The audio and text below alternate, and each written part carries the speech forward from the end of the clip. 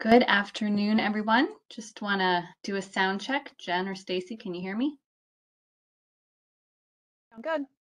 Great, super. Well, good afternoon. My name is Janine Benner. I'm the director of the Oregon Department of Energy, and I see we've still got some people joining the call, so I'll give folks just a few more minutes to sign on, and we will get started in just a moment. Thanks for being here.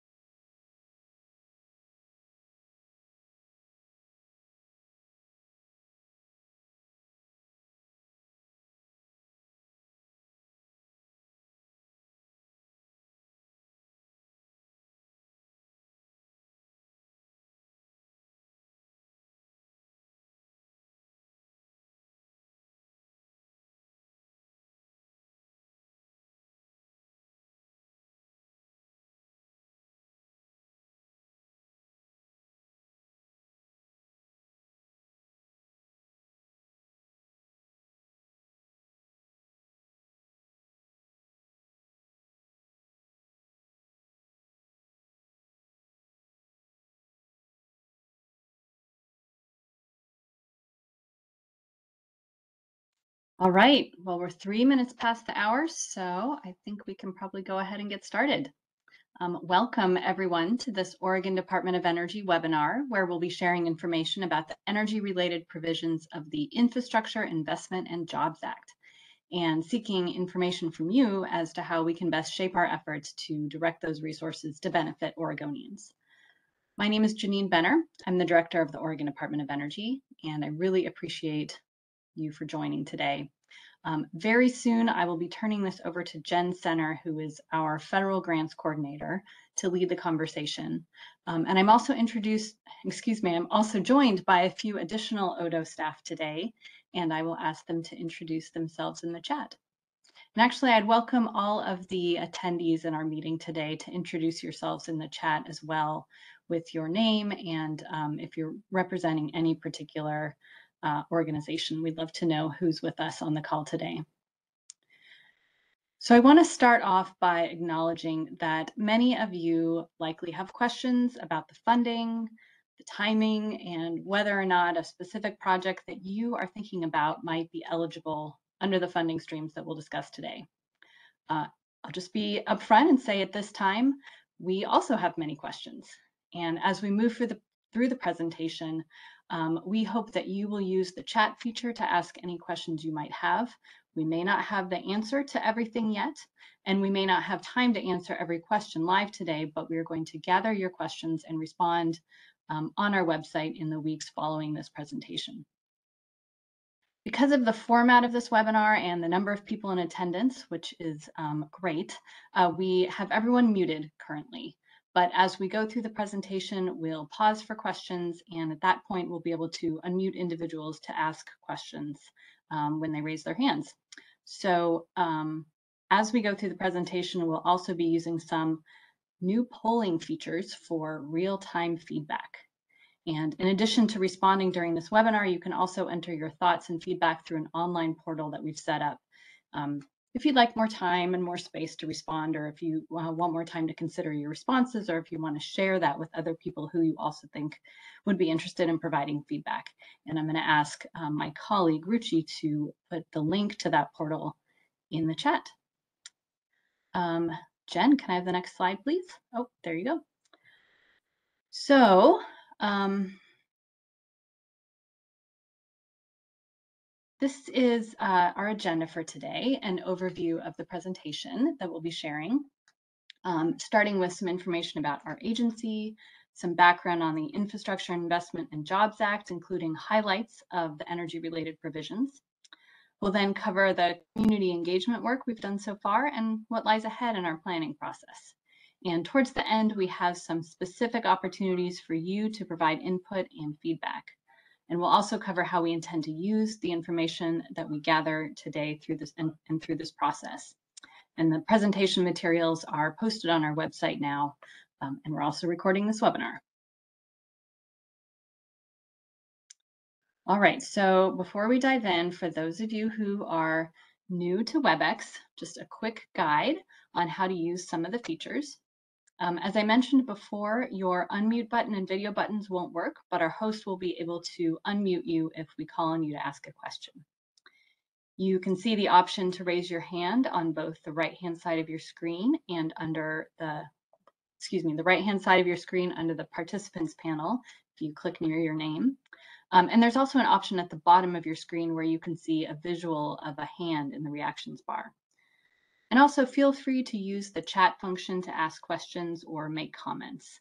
As you're doing that, go ahead and send it, if you have the option, to all panelists or everyone so that the ODO staff can see it and help respond.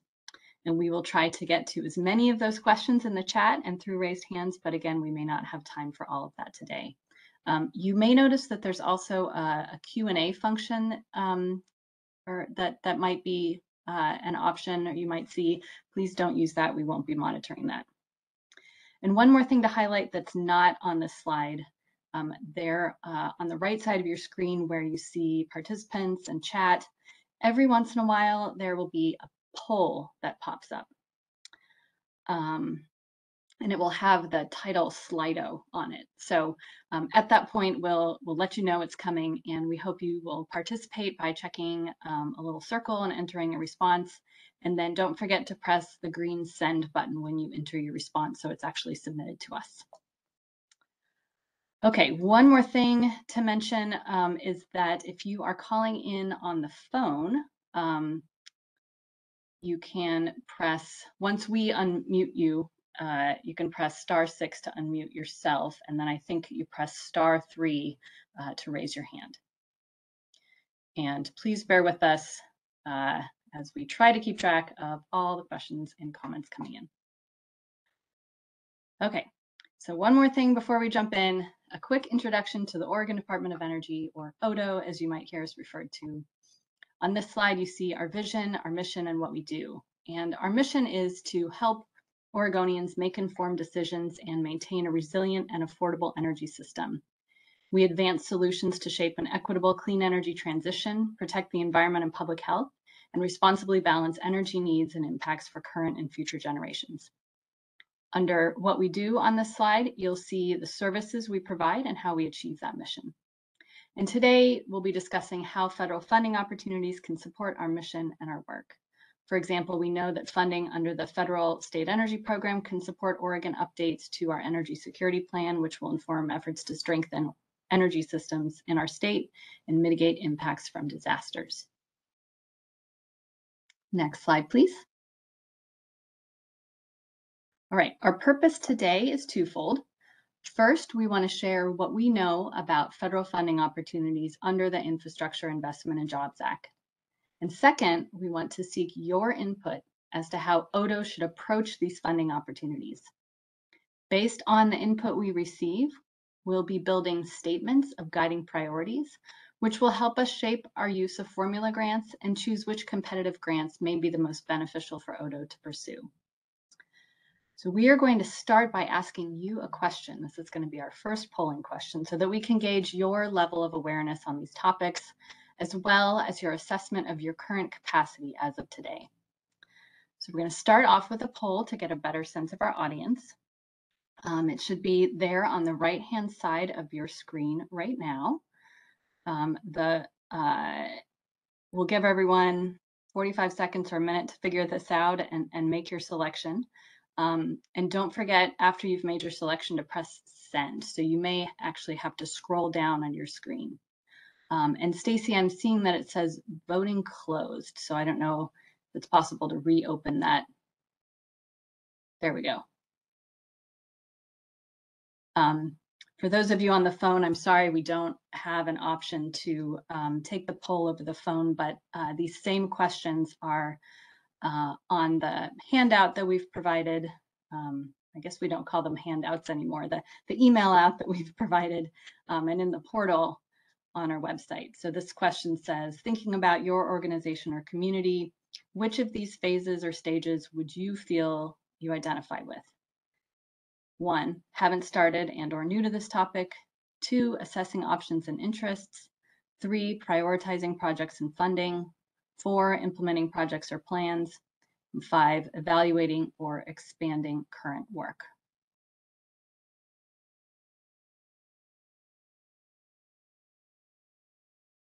Actually, it looks like our polling is slightly different from what I just read, but you can see it there on your screen, hopefully. And it looks like we've got a good number of respondents, but let's keep it open for a little bit longer.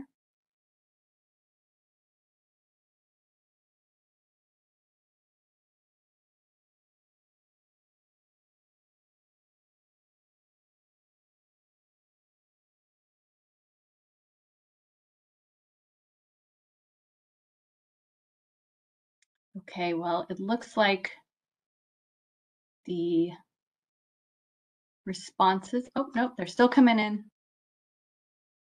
Wait another few seconds to close it.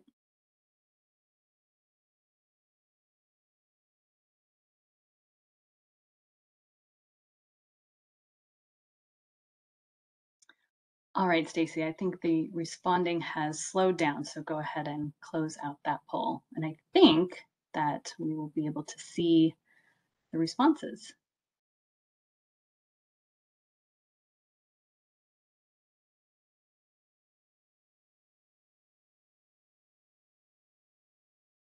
Okay, great. Looks like there are a lot of people who are still assessing their options and interests, which is great. That's good to know folks are approaching this work and thinking about what makes sense for them. And now I think I'm going to turn it over to Jen to provide some background on the Infrastructure Investment and Jobs Act.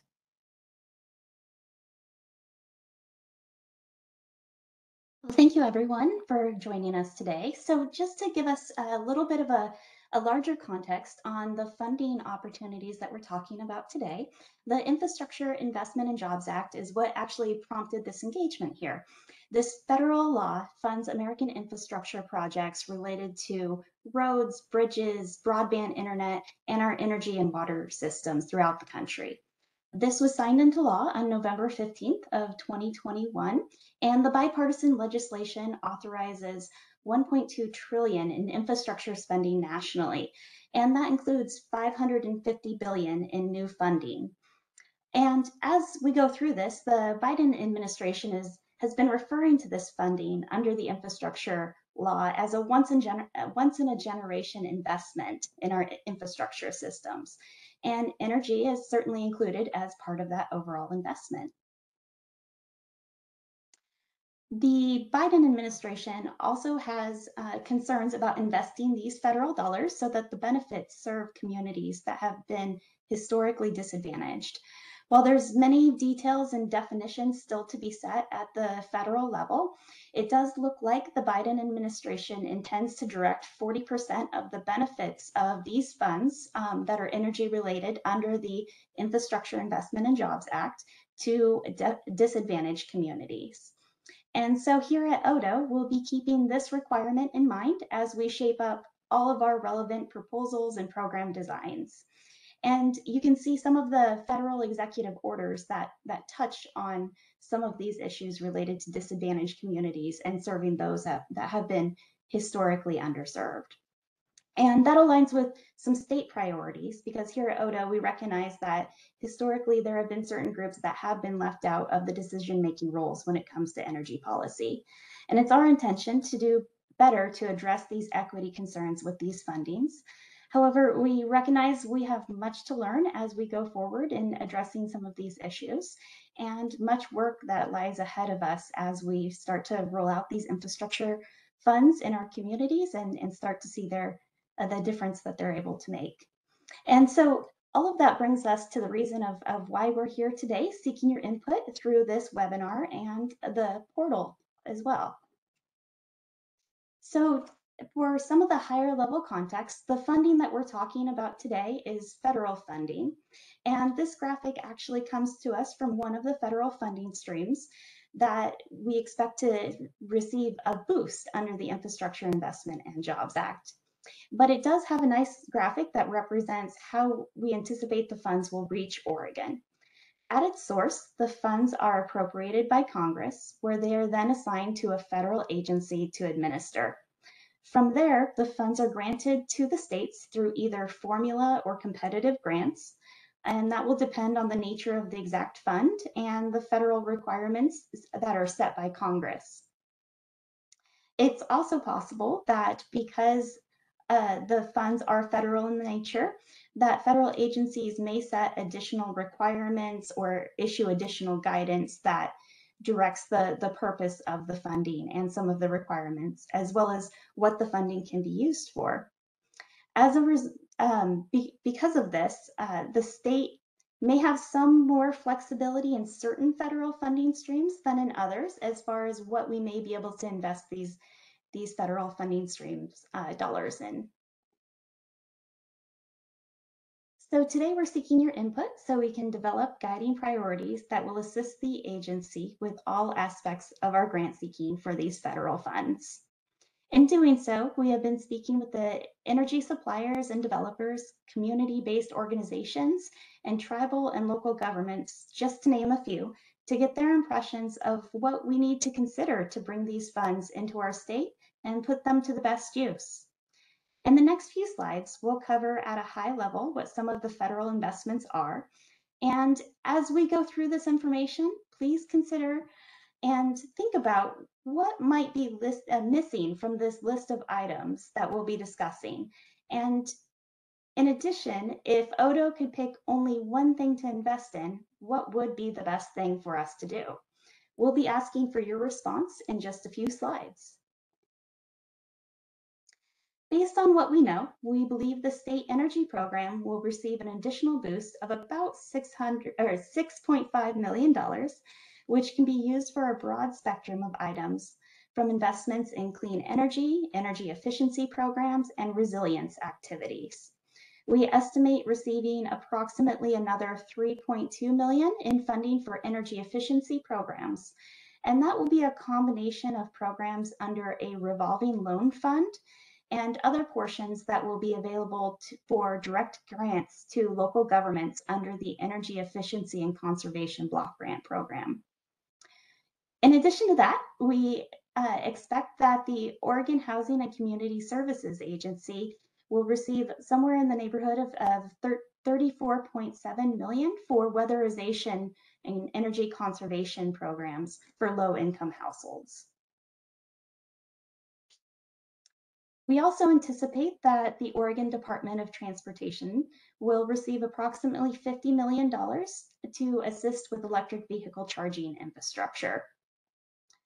And as a recent update, we anticipate that ODA will receive approximately $50 million to allocate for grid resilience investments, and that under that particular fund, we will be having a separate public hearing on that coming up in the near future later this summer as part of the application process for the state to apply to the US Department of Energy to seek those funds to invest in Oregon. And lastly, we do anticipate a competitive training opportunity that's specific to a need we've heard about, which addresses the need for additional trained energy auditors.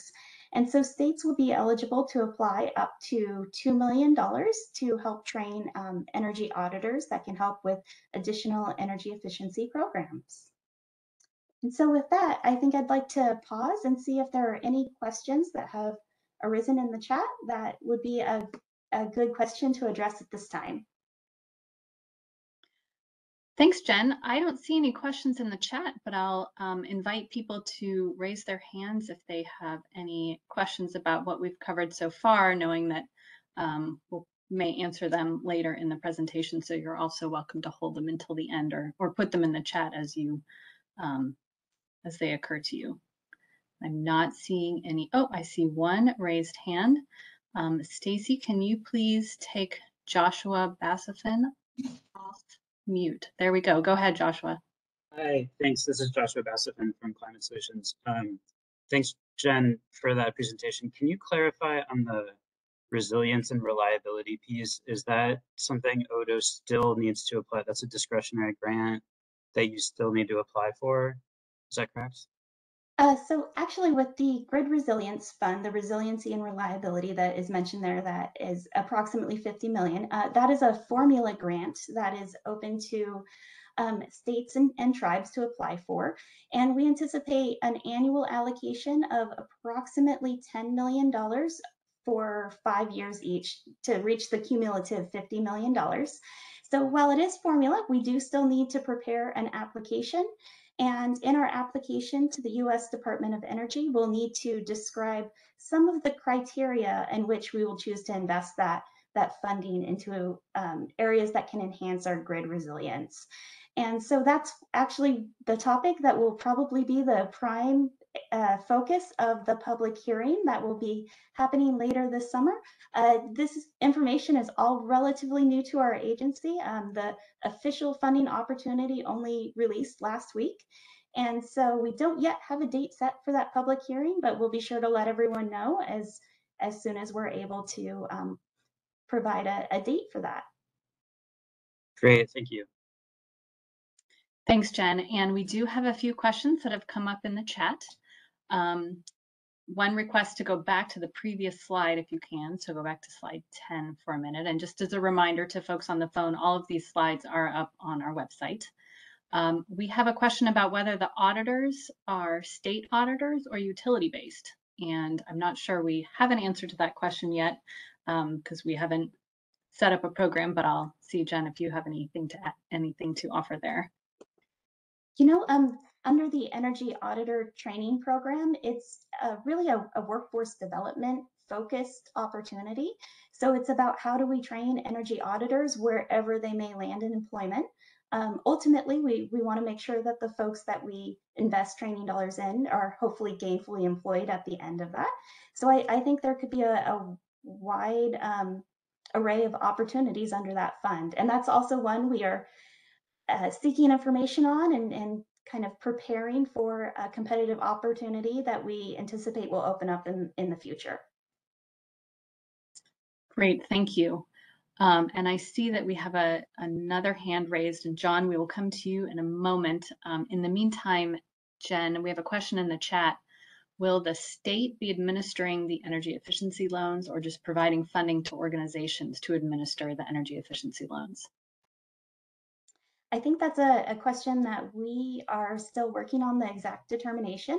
Since it is a loan, there are lending requirements, and that's a topic we are certainly exploring in our capacity to lend, or whether it makes more sense for someone else to be a third-party lender, such as a green bank. So all topics we're still exploring. Great, thank you. And Stacy, can you please take John off mute. There you go. John, you can ask your question.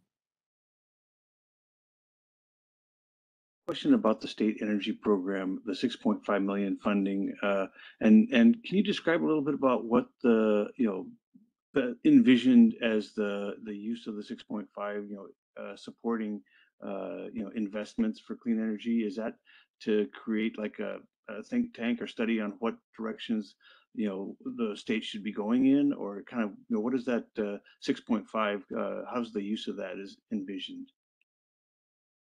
Yeah, so as from a federal perspective, which is where the underlying statutory authorization comes from, the state energy program has a pretty broad basis for the types of projects that funding can be used in. So it can be used for energy planning activities, it can be used for studies, and it can certainly be used for on-the-ground investments in energy efficiency type programs. There are some limitations that are specific to that program, but it is perhaps, I think, one of the broader applications of the funding that we see before us as an opportunity under the Infrastructure Investment and Jobs Act.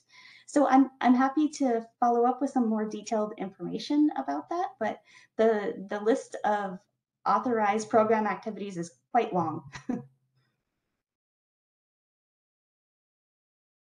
All right, thank you, Jen. I think we've addressed most of the questions, and feel free to keep them coming in chat. But in the meantime, I will turn it back to you to go to the next slide. Okay. And just as another note, overall, the Act includes nearly $100 billion for additional funding for infrastructure projects. And some of these are items that we are hearing about from other agencies and other entities that may be eligible to apply or are starting to think about preparing their applications. And so these are just some of the opportunities that are presented to folks that are available under the Infrastructure Investment and Jobs Act. As you can see, there's quite a few of them, ranging from carbon capture to hydrogen commercialization and deployment, as well as programs for smart manufacturing technology and energy codes. So moving on to the community engagement that we've conducted so far, we've had a few discussions already with our Energy Advisory Work Group and the managers of the community-owned utilities and some community-based organizations. We've reached out to tribal governments and are scheduling some follow-up conversations in those areas. We had one specific meeting on workforce development, which was a priority that we heard coming out of our Energy Advisory Work Group meeting. In the future, we want to gather feedback using the portal so that we can create these guiding priorities that we can broadly apply to many of the funding opportunities under the Infrastructure Investment and Jobs Act to the full extent practical, recognizing that federal requirements may restrict the uses of some of these funds. And as far as our future plans, we also are planning to convene stakeholders interested in participating in a clean hydrogen hub application with Washington. And as I mentioned earlier, we will have a public hearing on the grid resilience funding later this summer.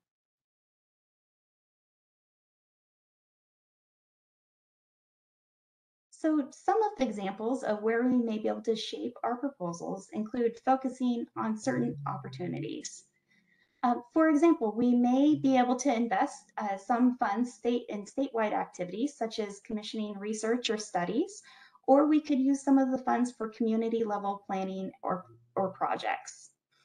And that would enable us, for example, under the research and studies to potentially do a transmission study to help with renewable energy capacity, or funding, if it was a community level program, funding energy upgrades for public buildings or assisting with rebates for certain energy efficiency appliances. However, there's likely not going to be enough money to do everything that we desire, so we have to set some priorities as to how we use these funds. And as you can see, in some cases, customer-facing programs may be available as well. And that could range the gamut of types of programs that are available, from energy efficiency programs that affect homes and businesses to renewable energy programs that look at homes, businesses, and communities, or personal or community transportation programs to address some of our transportation needs that are energy related. And potentially other topics, if you happen to come across ideas and think that that's something that we should be considering, we'd love to hear about it. This is a great time to get your ideas in front of us, so that as these opportunities move forward, we'll have all of the ideas from the state that we can compile.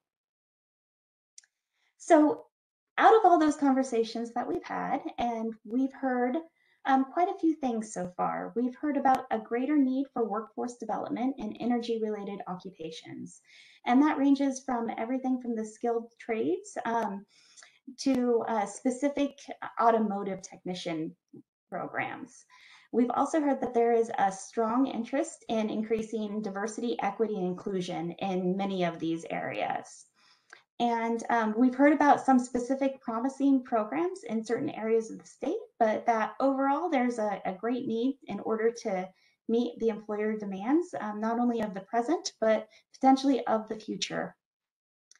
We've also heard about a desire to shore up some of the supply chain issues that could impair abilities to facilitate some of the infrastructure projects on the ground. We've also heard about a desire to increase resilience efforts, which includes both the large grid and the community level forms of resilience. Undergrounding power lines is of particular interest to some of our utility partners. Lastly, we've heard an interest in programs that benefit renters as opposed to homeowners, who have long had the benefits of energy, different types of energy programs and incentives. And so we're also looking into the possibility of energy system navigation support that could help both communities and individuals or organizations understand different aspects of our energy system, ranging from transmission capacity to the different incentives that may be available in a particular region, and also a desire for technical assistance to assist with applying for the funding opportunities.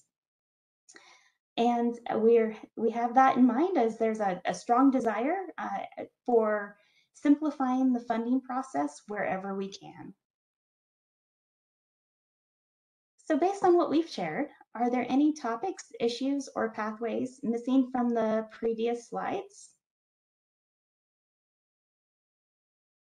And I believe we'll be starting a poll on that question, just to get your initial response and feedback from that.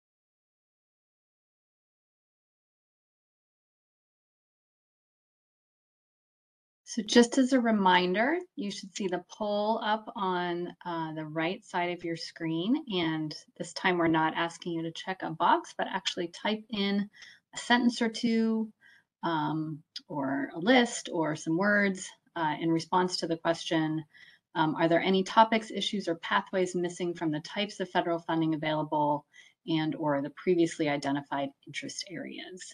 We'll give you about another 30 seconds to fill this out. And remember, if you want more time, you can't figure out this polling stuff on WebEx, you can definitely jump on over to our website and respond in our portal. And finally, after you type your answer, don't forget to press the green send button. And we'll leave it open for just a little while longer because I see people are still entering responses.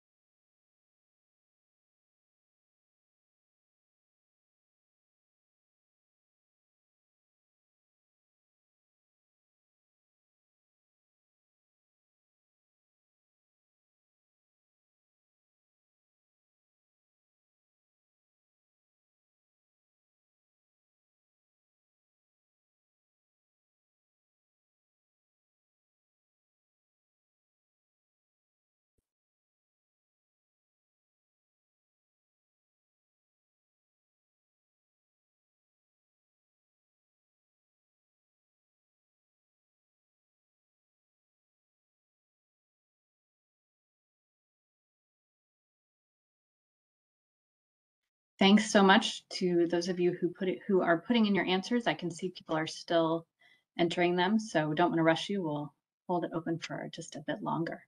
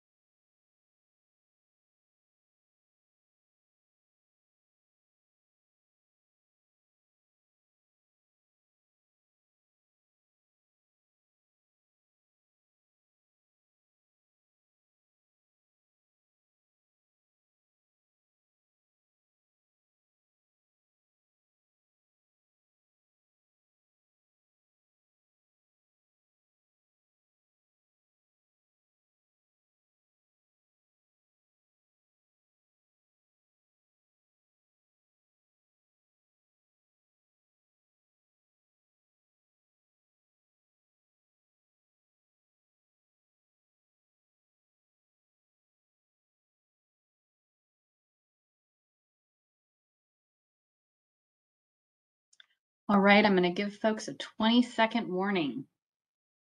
So wrap up whatever you're writing and don't forget to press send.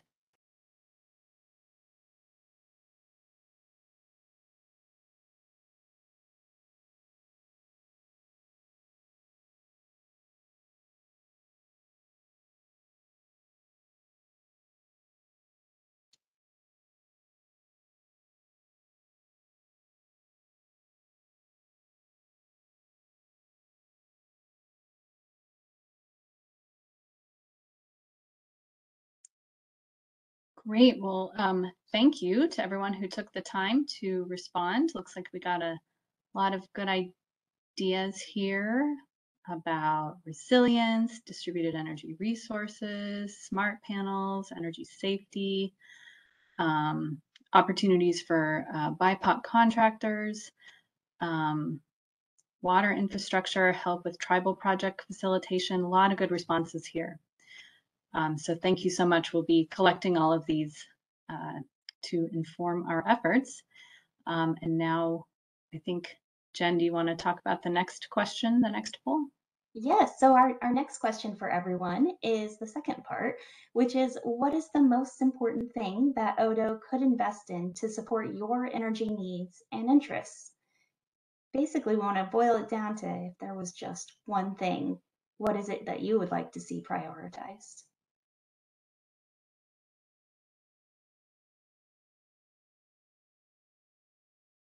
And we'll go ahead and keep this one open for about a minute or a minute and a half. Thanks.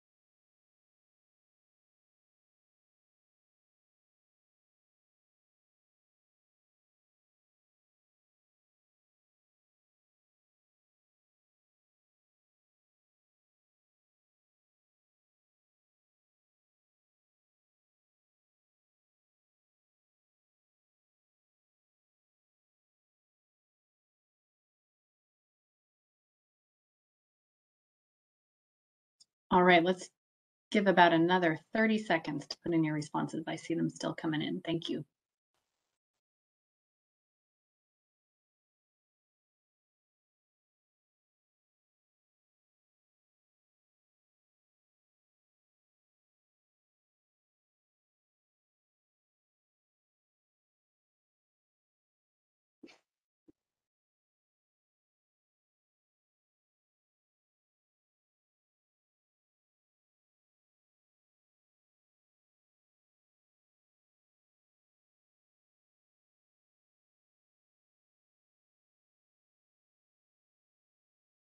Okay, wrap up what you are writing and we'll close the poll in 10 seconds.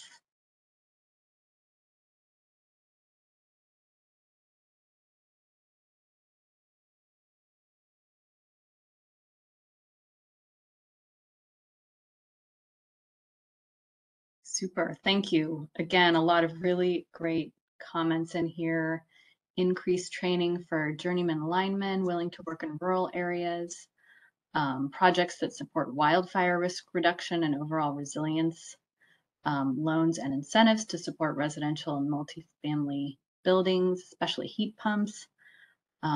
Small hydroelectric renewable generation, energy efficiency, rural communities. Great stuff here. Thanks, everyone. Back to you, Jen. All right. So some of you may be wondering why we're having this conversation now, especially with so many questions that linger. Well, in this case, it's mostly about helping us be ready. We anticipate that most federal grant opportunities, we won't know exactly the date when the full announcement will be made, and we often won't know the full details until that announcement is made. But once it does, we'll likely only have about 60 days to respond with a full application. In some cases, it may be as low as 40 days. And unfortunately, that's not business days. It's straight up calendar days. So it's a pretty short time frame for us. And so in that kind of framework, we're expecting that we may have very detailed information that needs to be compiled in a very short application window. And we're also anticipating that some of the more flexible funds, the ones where your input can shape our plans the most within the confines of the federal rules and regulations, may be some of the first opportunities that are released. And so we want to be ready for those opportunities that will benefit Oregon as soon as we can by collecting your feedback at this point in time. And so as we go through this graphic here shows that while 60 days may sound like a long time, in the scope of preparing a federal grant, it can go by in a blink. Each grant application basically has 3 phases. One phase where we internally need to review all of the technical requirements about the allowable activities and the spending limits and all of those rules and regulations that are set to both fulfill the direction of Congress, but also make sure that we are using the funds in an accountable and responsible way. And so that gives us a short amount of time to make a decision on whether or not we should move forward with a go decision or a no-go decision from our management in preparing for the application. In the second phase, we go through the drafting of that, which is where we develop whatever the project plan may be, the narrative pieces of the application, and whatever projected metrics or impact outcomes may be required as part of that application to the federal government. This is also where we begin drafting the budget in conjunction with what our plans may be. And in the short phase, there's often multiple rounds of drafting. And the final phase is when we seek approval from our legislative authorities in order to proceed for the grant application. Now, because our legislature may not always be in session, we can access this approval through the Joint Ways and Means Committee or the State Emergency Board. And there are various processes that we can use to reach that authority. And in order to be able to submit this grant and seek additional approval for additional positions that may be necessary or additional spending limitations. So if you're wondering how this fits into our overall agency budget, it's rather through this emergency process that we're able to apply for these funds outside of that overall process for building our agency budget, which we're in full swing right now. In this last and final stage, there's also the requirements to proofread and make sure that all of our application documents line up with what we really intend and meet all the requirements of the federal solicitation. And all of this typically happens in just 40 to 60 calendar days. And after we take out weekend and holidays, you can see how quickly the entire program gets planned in this sort of process. And so it's this scheduling challenge of why we're asking for your input today. We want to hear your thoughts early and broadly so that we can plan accordingly for the needs of the state and take advantage of these opportunities. Here we have a chart that describes some of the different opportunities and ODO's ability to direct the work based on their flexibility.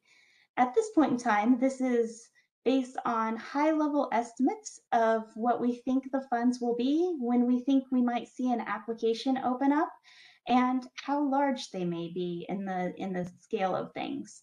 We also have some indicators for what we anticipate will be formula funded versus programs that will be competitive applications where Oregon will need to prepare an application and compete against all the other applicants out there. You might also see that we have a number of circles that indicate that there are many unknowns, and that's the circles that are labeled U and K. And for those, we put them in the September box, but there's really a lot that is not known at this time of when those opportunities will become available, and the size and scale and exactly which entities may be eligible for funding. So we'll be watching that as information continues to roll out as the federal U.S. Department of Energy puts together their plans and releases information. As you can also see, one of the programs we anticipate to be highly flexible, the State Energy Program, is slated to be one of the first ones to be released. Either this month or next month is when we anticipate we might start to see some of the application materials. So with that, I will see if there are any questions that have been compiled in the chat that we might be able to answer at this time. Thanks, Jen. I see one question in the chat. Is Oregon contemplating any multi-state collaborative efforts? And I'll start by saying yes. One of those collaborative efforts is ongoing right now, and that is potential response to apply for hydrogen hub funding. The state of Washington is really taking the lead on that so far. And as Jen mentioned at the beginning, we'll be convening Oregon stakeholders to better understand how the state of Oregon can leverage those dollars. But I think there are a number of other efforts that would benefit from some multi-state collaboration, including energy security planning. Most, if not all, of our petroleum comes from Washington State. So as we're looking at how to make sure we have fuel for our needs, especially after a disaster, working with Washington State on that is going to be key. So energy security planning definitely will involve multi-state collaboration. And I see we have a question, will ODO be considering priority funding for categories that do not already have other funding sources? Several opportunities that have been mentioned have a lot of existing funding. Yes, I think that is definitely going to come into play, looking for things that we can't already fund under state dollars. And actually that's a requirement of the state energy program, is we're not allowed to shift things that are currently funded under by the state to federal funds. But I'll see if Jen has any response to that question as well. Yes, I think as we assess what the needs are, we'll be looking at what the available opportunities are and trying to match up the specific funding streams and the rules in the landscape of what already exists in our state. And so if there is significant funding that exists in an area and it appears to meet the need, then it would make sense to potentially invest those dollars in other places. And so that's some of the information we're seeking from everyone today, of if basically helping us to set those priorities for how we use these funds so that we're using them in the areas where they're most needed. Thank you. Another question, does Oregon anticipate that we'll need consulting assistance in developing programs or deploying funds, or will it all be done with an ODO? We're looking at all of the applications as they come in and making that assessment for each one. for the energy security plan required, which is part of the state energy program. So we know part of those state energy program dollars will need to be spent on developing an energy security plan. We will be putting out an RFP to get some consulting assistance and other programs when we know more, when they go from their little UNC boxes there to something with more details, then we'll be able to better assess where we can use existing staff and where we might need to bring in some outside expertise. And there may also be some requirements that come along with those pots of funding about whether or not we can do that. There's another question. Can you speak a little more about the large pot of funding that will be available for many types of projects? I think the questioner is probably referring to the state energy program, which unfortunately is not $100 billion, but $6.5 million, which is still a lot of money. But and Jen, I think you spoke a little bit to that program, and Ruchi has put more information about the state energy program in the chat, and how that funding will be distributed. That's what we're currently thinking about and hoping to get some feedback from you all for programs like that, where we do have some discretion, where there is some flexibility. What should the priorities be for the state? So I hope, Michael, that answered your question. Jen, is there anything else you have to add on that? No, I think that covers it.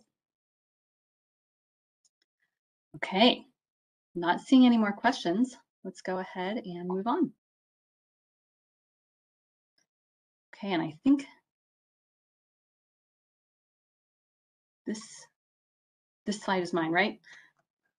Okay. So as I mentioned at the beginning, and was just talking about, our goal today is to seek input so we can draft those guiding priorities based on what we've heard. And those guiding priorities will help us decide, one, whether ODO should put staff time into preparing applications for specific funding opportunities, particularly the competitive ones, because there are many and we are limited number of staff. And two, how we should shape our program designs to best meet Oregon's needs where we have the flexibility and discretion to do so within the federal funding requirements. So within that state energy program, for example, the guiding priorities that we glean from today's conversation and the portal input will help us figure that out. Next slide, please. So as we think about this, how to spend and prioritize this funding, we're not starting with a blank slate. There will be a lot of sideboards on the funding already when it comes to us from the federal government. And the administration has shared their priorities with the state, which are on this slide. So these are going to ground us. And I won't read all of these, but you can see that they're focused on avoiding waste, buying American, high labor standards, equity, resilience and climate change, and coordination. And Governor Brown has also made it clear in standing up an infrastructure cabinet at the state level, which the Oregon Department of Energy sits on, that she wants agencies to demonstrate how they will meet these national priorities in a way that addresses Oregon's values of addressing climate change, equity, and racial justice. She really has indicated she wants us to make sure we're including the voices of marginalized communities that have been left out of decisions in the past. So layered on top of what you saw on the previous slide with the federal and state priorities, in terms of where ODO does have some discretion, we'll be starting with our mission. What are the priorities in our mission that you saw earlier in the presentation? Informing Oregonians, making sure we have a resilient and affordable energy system, transitioning to a clean energy future in an equitable way, protecting public health and the environment, and balancing the needs and impacts. And next, we can also look to our authorizing statutes, which for those of you who follow along, an Oregon statute is ORS 469010. And the priorities that we can glean from that language are renewable and sustainable, diverse energy forms, efficiency, state leadership, prioritizing human needs, preserving environmental quality, energy efficient transportation, cost effectiveness, and providing impartial and objective information. And then finally, we have our strategic plan, which I think Ruchi put a link in the chat to earlier. Our strategic plan has 5 areas of focus, which you see on the right-hand side of the slide. So as we're looking at this federal funding and where to invest it, we're keeping in mind our priorities to expand and improve stakeholder engagement, to build practices and processes that achieve more inclusive and equitable outcomes, to enhance our organizational data capabilities, modernize our programs, and really optimize efficiency at the agency. Luckily, all of these seem pretty consistent with what's coming out of USDOE and the guidance documents around the IIJA, including Justice 40 and climate change. And I will here pause for some questions from you all before we're going to launch a series of polls and ask some questions for you. So remember to raise your hand or put a question in the chat if you have one about what we've talked about so far. And I see that we have a question from Michael Pasella. I'm sorry if I didn't get your name right, but I'll let you know when Stacy's been able to bring you off mute. There you go. You can ask your question, Michael. Yeah, hi, Janine. Thank you.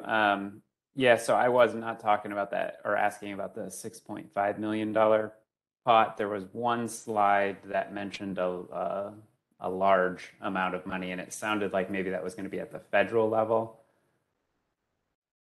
Jen, do you know which slide he's referring to?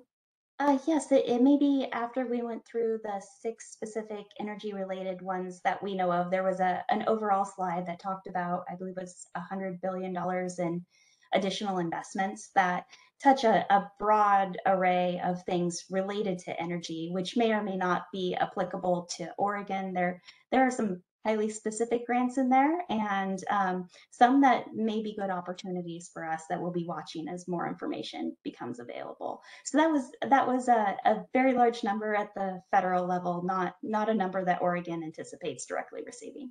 And are those funds that ODO would go after, or would potential clients and projects go after it directly?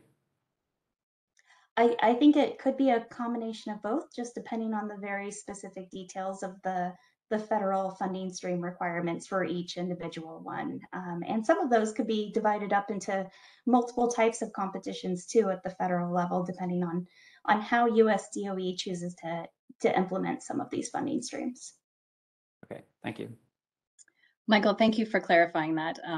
Yes, so for those of you following the slides at home, he's talking about slide 12, and that was sort of and here's all the other stuff we know about that we haven't talked about specifically in the previous slides. So some of these may be, ODO may be eligible for, some of them other agencies may be eligible for, some of them may be things that organizations and businesses can pursue.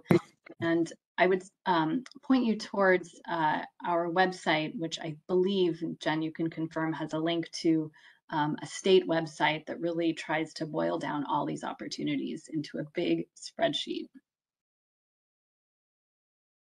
Yes, the statewide list is a link that you can find through ODO's website. It is hosted under the Oregon Department of Transportation's website.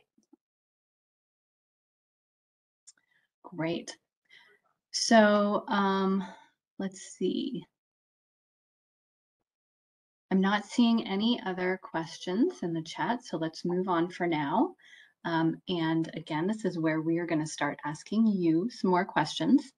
So underlying what we just discussed are values of efficiency, effectiveness, equity, and transparency. And this is really the essence of how we'll hope to work on these programs and funding streams. We will aim for an efficient, effective, equitable, and transparent use of resources.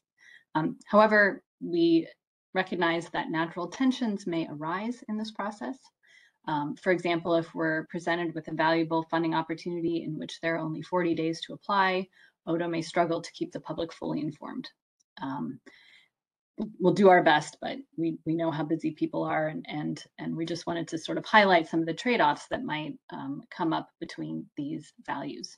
So what we'd like to do is ask you all, what would successful implementation look like for ODO helping to direct some of these federal funds to benefit Oregon?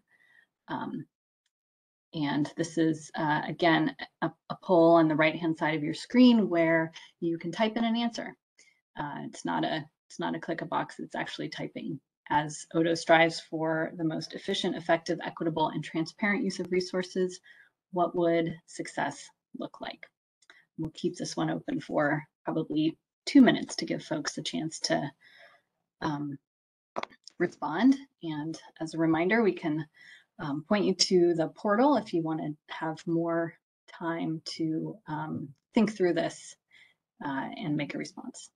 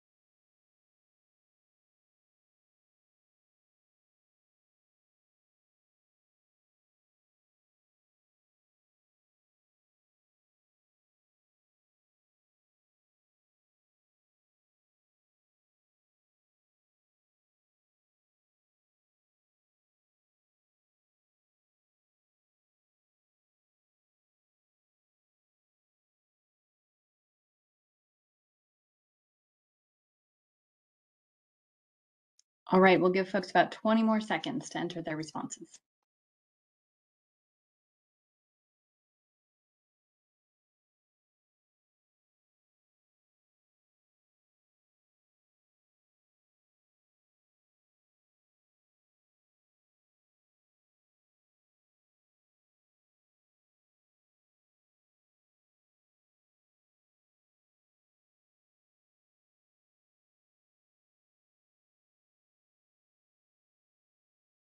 All right, Stacy, why don't you go ahead and close the poll there? Thanks to folks. Sorry if I cut anyone off. Remember that portal? Looks like we got some good responses looking at metrics like BTUs saved, funding significant federal funds for Oregon projects, Oregon related projects. So making sure we get that federal funding here in the state, ensuring rural areas don't leave money on the table, existing buildings, providing updates, especially if we can't get the public comment in the time frame. Really appreciate these responses. Thank you. And I see that we did have a question I missed from Rebecca. I think this is a question, I don't know, Jen, you or I could take it. For the competitive funds, has Odo thought about submitting comprehensive proposals with other stakeholders, communities, industry, utilities? Is this even a possibility for the state? And I think the answer is probably it depends on the application, but certainly where there is an opportunity to partner, we will look to do that. Jen, do you have anything to add on that? Nope, I think you answered it.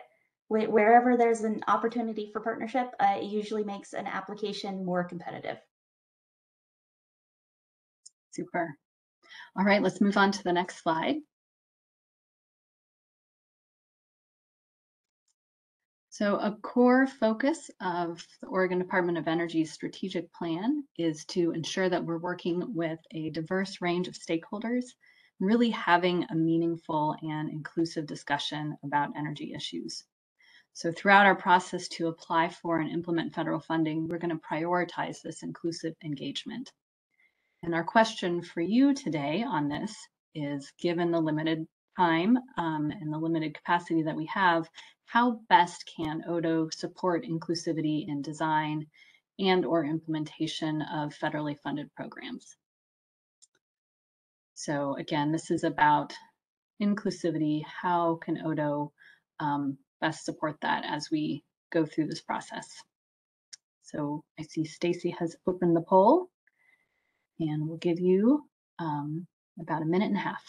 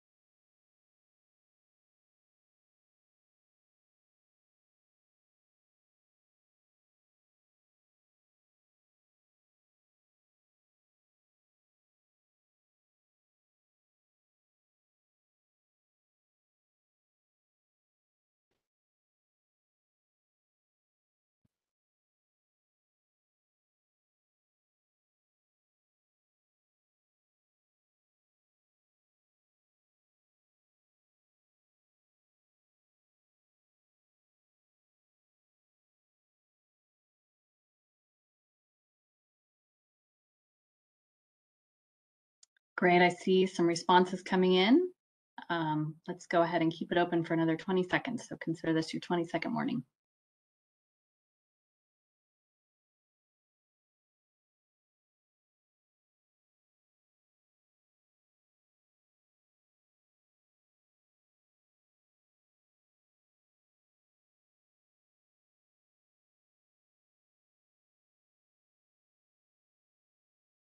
All right, please finish what you are typing and don't forget to press send. And Stacy, go ahead and close out this poll.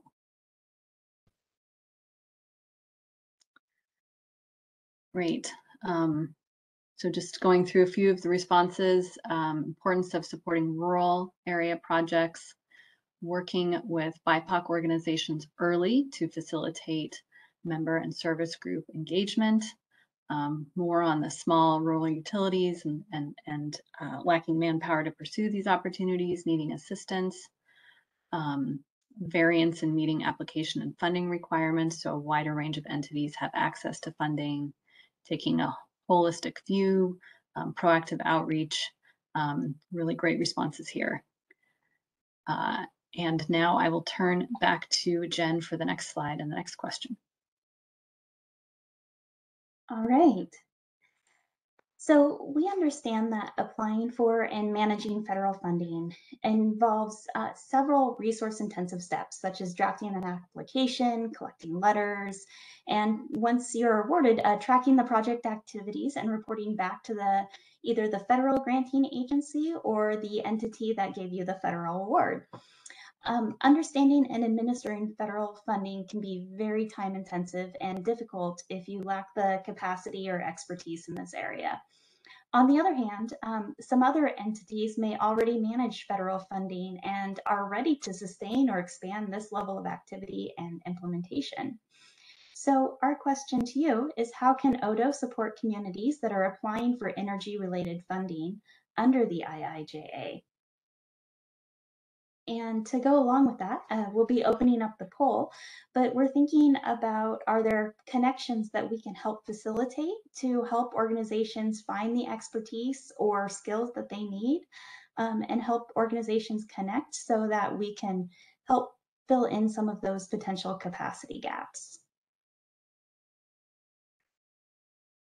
All right, poll is open. And for those of you who talked in the last response about limited capacity and ability, especially in certain communities or in rural communities, here's the place to tell us, okay, so how can we help? We'll leave this one open for about 2 minutes. Thank you.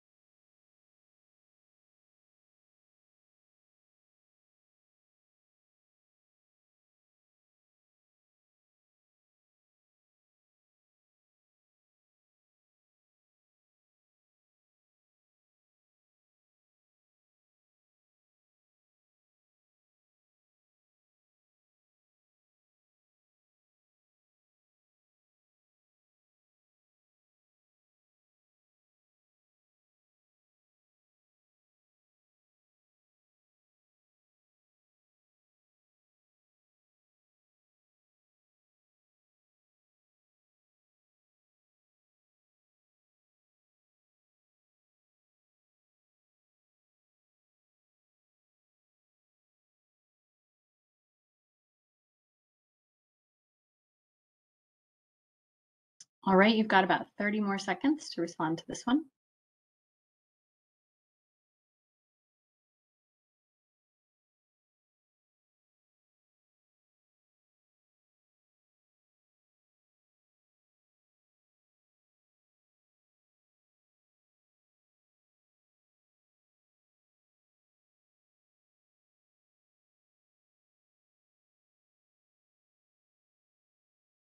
Okay, please go ahead and wrap up your response, and don't forget to press send when you're done.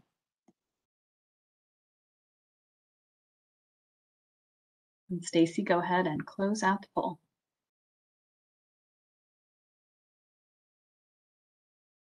Okay, thank you for these responses. Partnering with projects to solve their funding struggles, to provide what they need in templates, for example. Examples of completed application packages, keeping everyone informed, funding for third-party contractors, model sample applications. Great, lots to work with here. And I'll also highlight that the agency has submitted a legislative concept that would establish a program at the Department of Energy to provide information about federal funding resources and other technical assistance to rural, tribal, community-based organizations as they seek to apply for federal and state funding for these projects, sort of acknowledging that there is a capacity issue and a gap there. So we will take some of the responses here and use that to inform our efforts on that legislative concept as well. All right, next slide. Jen? Okay. We also understand that the effort to bring in new people or new organizations to the level that is needed to manage federal funding is very time intensive, and it's a high learning curve, as well as all the folks that may already be able to sustain that level of activity. And so we've learned lessons as an agency from our past experience working with federal funds. They're an amazing resource, but the administrative aspects of federal funding cannot easily be overlooked. With the responsibility to manage federal funds, an organization needs a certain level of expertise, and that expertise level grows if the proposed project involves construction, which carries more federal requirements than other types of work. And so with that, many of our jurisdictions or community-based organizations could benefit from partnering with other entities. So at this point, we just want to stop and get an assessment of what describes everyone's self-assessment of capacity to implement and administer federal funding at this point in time. And so this is a quick poll to find out if you believe you have the capacity and expertise to implement and administer, if you're unsure if you have the capacity and expertise, or if you know right now that you've got some gaps related to the capacity and that expertise. Okay, so we've got the poll open. I see people responding already. We'll leave it open for 30 seconds. And don't forget to press send so we get your response.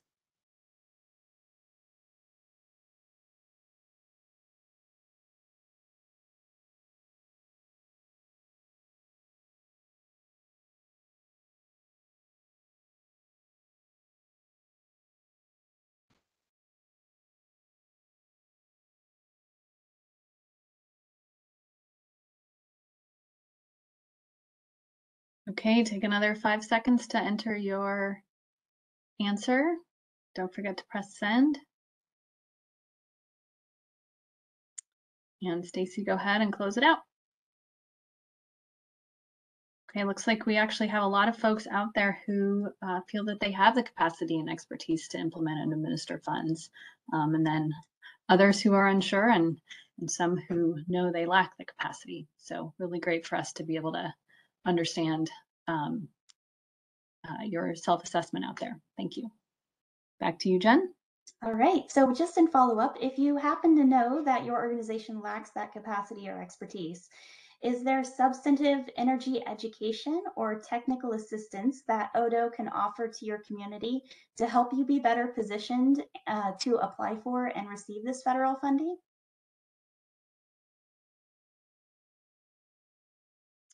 All right, just throw a couple words or sentences in there in response. We'll keep this one open for a minute and a half. Want to make sure we get to the rest of the polling and have a few minutes for questions at the end of this.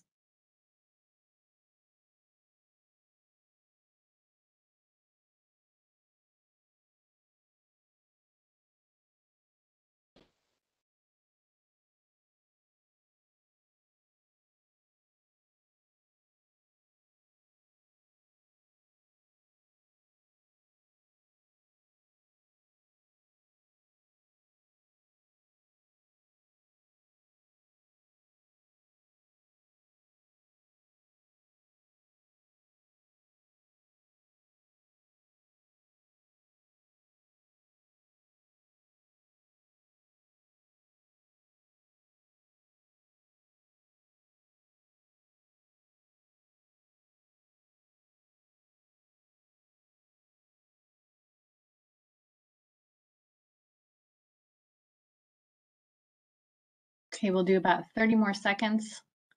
See, we have one response. This is a hard one. But again, a reminder that you can take more time and think about it and respond on our website as well.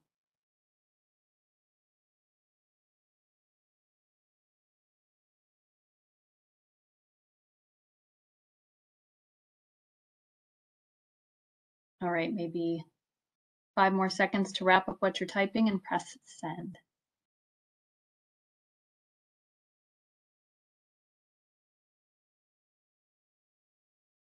Okay, Stacy, go ahead and close it out. Great, thanks for that. Energy auditor training, grant templates, simple application. Yep, super. All right, back to Jen. All right, so moving on.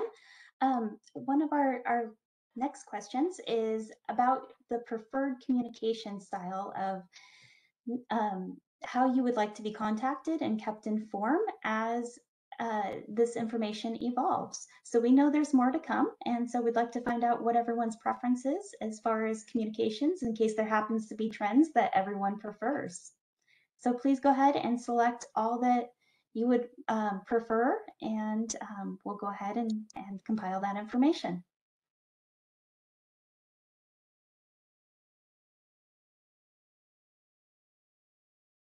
All right, this is one where we actually want you to rank your method of communication so we can see what's the best way to communicate with you.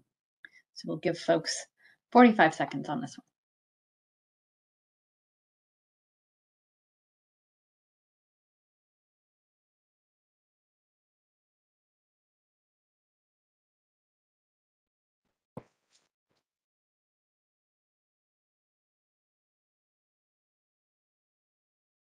Also, you see on there, there's a other option. So if you have an idea that's not on this list for ways that we should communicate on this topic, feel free to list it in the chat.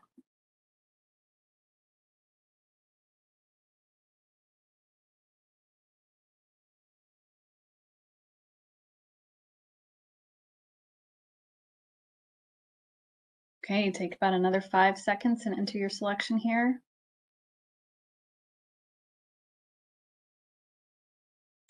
Stacy, I think we're ready to wrap it up. Great. Looks like people are big fans of email and webinars. It's great. Okay.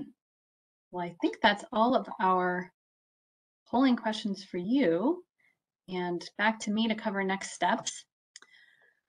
As a reminder, that online portal is open and we'd like to receive comments by August 3rd that will be used to help shape our guiding priorities. So we'll collect all the feedback from this webinar and the one we'll be having next week, other communications and the portal, and we'll review that starting in early August to help shape our guiding priorities.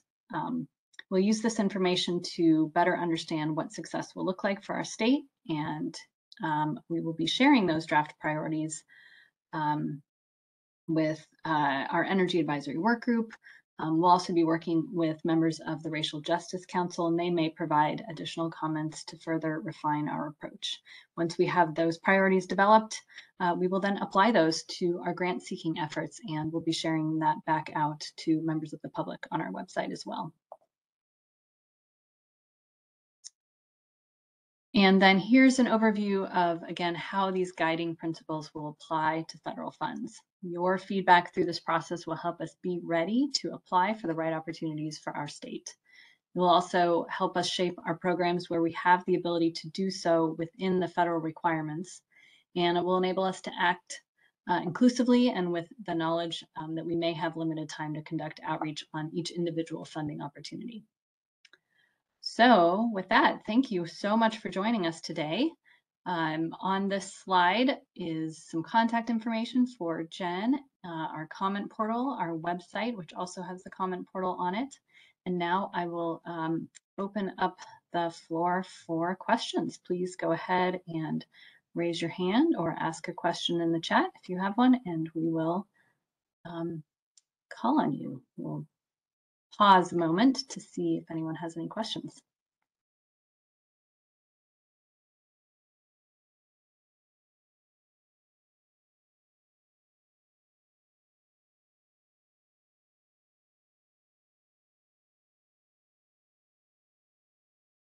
Happy to wait. We're all about the awkward silence in this webinar. I'm not seeing any questions yet.